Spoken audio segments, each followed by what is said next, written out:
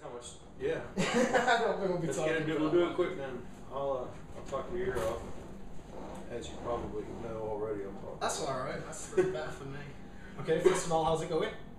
I don't know. The tour started yesterday. Yeah. I got into London on Saturday morning at 8:30. I took a bus to Oxford. I got there about 11:30. I bought a bag of rice and sat in the city center and fed the pigeons for about 5 hours. I got cracked out on 3 cups of coffee. And then got in a tour bus at about 11 that night. And here I am. We played Nottingham last night. It was a head trip because I usually don't play shows this big. And definitely scared the hell out of me. And I really enjoy that, being on stage and being scared to death. So I feel alive as hell today. And ready to get scared again in a few hours. Good shot of adrenaline. Yeah, definitely a good shot of adrenaline. And I couldn't be more thankful to Frank Turner and all his people and everybody on the tour for having me and scaring me to death. But it's a terrific opportunity, and I'm real thankful, in all honesty. 40 Miler came out today on Extra Mile. What did? 40 Miler. Oh yeah, is that today? Yeah, I thought it came out last week.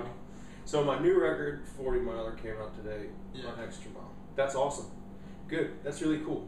And it seems like, you know, even since Ride Violent Junction was the first album I heard, and even at that point so early on, it seems like you got your sound down to a T. You knew what you was trying to do, kind of thing. I don't think I've ever known what I was trying to do. I honestly don't. I mean, it comes across that way anyway. Well, yeah, the newer record, I can't overproduce because I don't know how. But the newer record, we didn't even put more thoughts into sounds or anything like that. But I think all of these years of touring have made it a little more solid. Yeah. You have to understand, like, I put a demo out on a small German record label called Dancing in the Dark in 2004, 2005, and that was my first solo, like, acoustic release. And the intent was never to release any of it. It was just for my friends and family. Yeah. So this whole thing has been a tragic accident in my music world. And with that said, I unfortunately or fortunately haven't given too much thought to the recording process because I'm never confident that anybody's ever going to listen to it anyway. And I like being pleasantly surprised. Music is just so much fun. I feel so lucky. But that new record's fun as hell.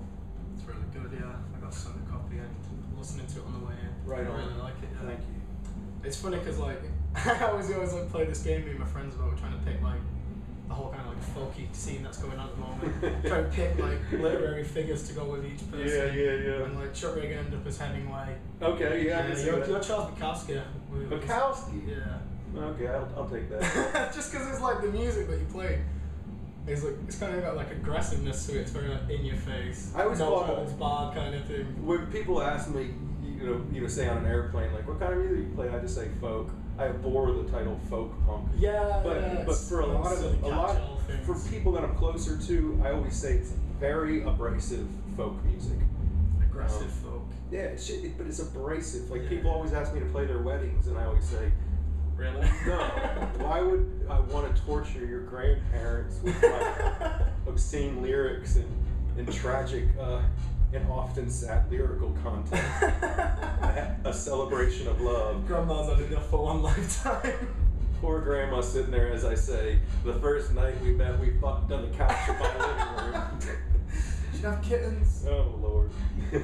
I was talking before about like you traveling rough on freight trains and stuff like that. Yeah. And you've been doing that for quite a while, haven't you, really? Yeah. Do you ever feel like, I mean, you're touring, you're playing with Frank tonight, do you ever feel like, oh, if he's always like, oh, the tour's been hard this time, do you ever feel like, you fucking panzer? You know? Never. No. Treat him as like a novice, you fucking rookie. No, never, actually, to tell you the truth. My fondness of freight trains and travel in general is sort of an obscurity. It's difficult for me to even process. I have a real difficult time sitting still. Yeah. I'm like one of the people who's got to get up and going all the time. So my habit of illegally hopping on freight trains and riding around the southeast of the United States is more of a therapy session.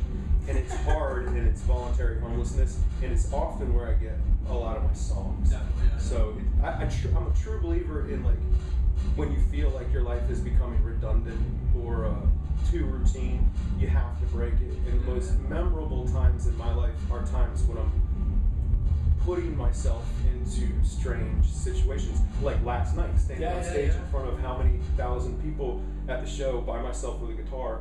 And then, like, I look at my life and I go, that's really weird. And then the next thing you know, I'm hiding on a boxcar with some homeless people, drinking beer, hiding from cops and trying to find somewhere to sleep in the woods and make a fire. And it's those moments that I'm like, wow, this is a really interesting life. And then I come home and I sit in my backyard and work on my garden and fuck with my chickens and, you know, go running with my dog. And it's, you know, I'm pretty stoked on my life. It's that kind of thing, like, a lot of people just have regular 9-to-5 lives, and it's like, fuck that, you should be, like, running at life, screaming, full throttle, just go fucking crazy. I definitely am thankful every morning that I wake up, and I want to beat the shit out of the day. Like, I really do. I want to, like, kick my day's ass and do as much as I can. And even today, I'm, like, walking around feeling kind of lethargic, because I have jet lag, and I'm like, wow, I'm in Leeds, and I haven't, like, walked 5 miles through the city yet. I have just been hanging around the club, being nervous about playing, but that in itself is exciting, I think. There's a Wetherspoons around the corner. If you get nervous, a couple of cheap shots of whiskey. That's what I'm talking about. I don't drink that much whiskey, but last night I definitely had to take a nip before I got on stage. I'd had a couple of beers and it didn't do anything, so I had to hit a bump of Jameson to settle me a little bit. Now, like, kind of parallel to this tour is the Revival tour. Yeah. Did it ever come to a point where you had to choose between this and the Revival tour? No, because Chuck Reagan and Jill Reagan, who were in charge of the Revival tour, they're really great at making it inconsistent and switching up the lineup. Yeah. And it would be pretty annoying if, like, I played all of them. God, they're so good at making it interesting. They just do such a terrific job. So, no, there was no decision. Frank invited me back in April to do this tour, and I said yes. And then later I realized that the Revival tour was going on. Now, last year I was over in Europe and the UK on a headlining tour with my band, and that was conflicting because the Revival tour was like, when I got to the UK and did London and Bristol, they were like right next door the whole time. So that was a little conflicting, but I mean, I've just been corresponding with Chuck here and there. He's like, somebody bring Tim to this show, you know. And I love that. My favorite part about the Revival tour is just, it is truly collaborative. If I showed up there tonight, I would talk to everybody for 3 minutes, and I would do 3 or 4 songs, and there's about 10 other songs that they would play that I could be able to jump on, and it's so great. It's such a great time. I mean, even last year, there was just like a load of local acts that Chuck had heard through various ways, and he was just like, hey man, are you coming playing tonight? And it's like, there was like, yeah, okay. It's so great. I don't have a guitar, it's okay, I'll lend you one. It's so great, man. What a terrific tour, man. And I'm very proud to have been on the first full run and learn it from the bottom. It was great. The original was Chuck Reagan, myself, and Ben Nichols, and that was in 2008, and that's the first time I met Frank Turner in Asbury Park, New Jersey, when he played just before me. And I walked inside to see what the English guy was like, and instantly got scared to death. The scared team. I was like, this guy is so good that I'm terrified to play after him. It's funny, like every kind of time I've interviewed Frank or spoke to Frank, I always say, when you get Tim on tour, when you get Ben on tour. So he's got you down now, so just wait for Ben. And now, so Ben's next. That's next. Ben is a natural next. And what a terrific, he's one of my favorite people in the world too. I'm thankful to have spent a lot of time on the road with him as well. Oh, they're playing in the UK as well. Lucero is? Yeah. Next week, I think it is. Awesome. A week on Friday. I hope I get to see everybody. It's kind of like an exciting month, really. Yeah. God, everybody's here. But straight away from the music now, more about your personal life. You've just had a daughter. Yes. So do you think you're going to spend a bit of time off the road, away from making music for a little time? Obviously I'm not.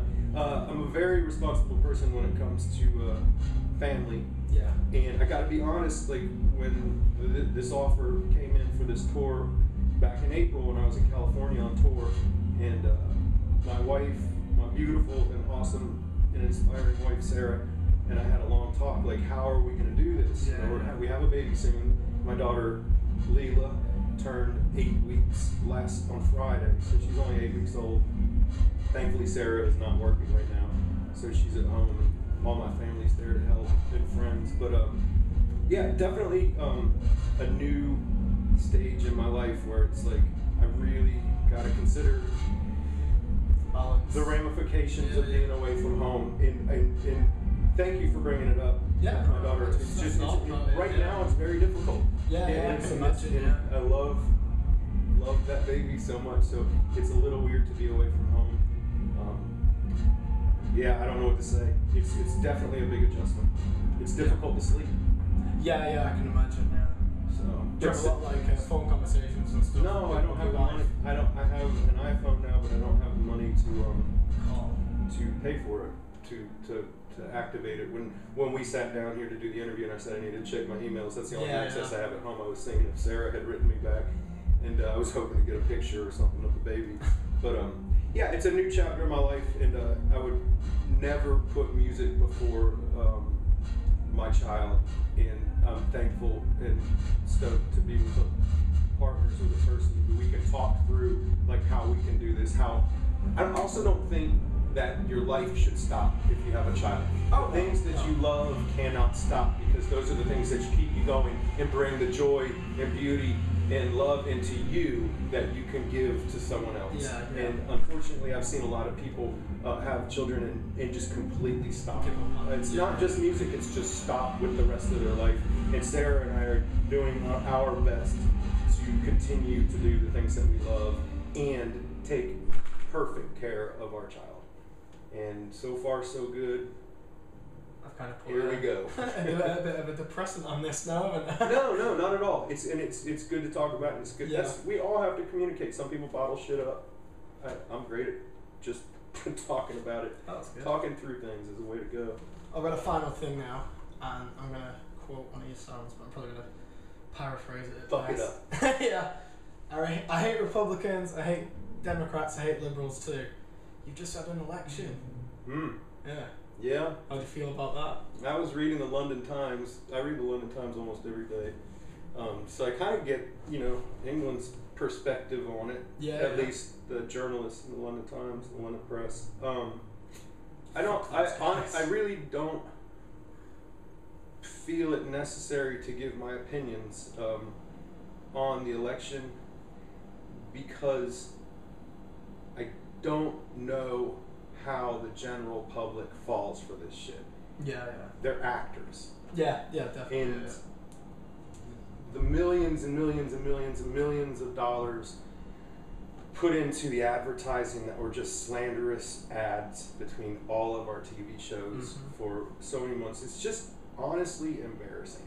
And to further the embarrassment, a poll that was taken a good amount of time ago, maybe half a year ago, showed that 10% of all voting Americans believed that Mitt Romney's first name is actually Mittens. And if that gives you any indication of the academia or lack thereof or intellect of the general population, and that's not slanderous to my people, but it's just conflicting, because I don't know how we all fall for this crap. Yeah. So those are my opinions. I should probably keep it at that, because I am a very, very, very left-leaning person. Yeah. And if you examine that song with ultimate politics in effect, note that I almost always wear black and think of this. So dig into those lyrics, and I think you'll understand how far left I come. Okay. In a lot of ways, I've just opted out. Well, I take care of my own. Yeah. Family first. Yes, indeed. Family and friends and neighborhood first. Everything else is second. Yeah. Well, thank you very much. Word, I appreciate it. I've really enjoyed it. Thank right you. on. Hopefully the Yeah. Frank Turner earthquake won't make much of a difference.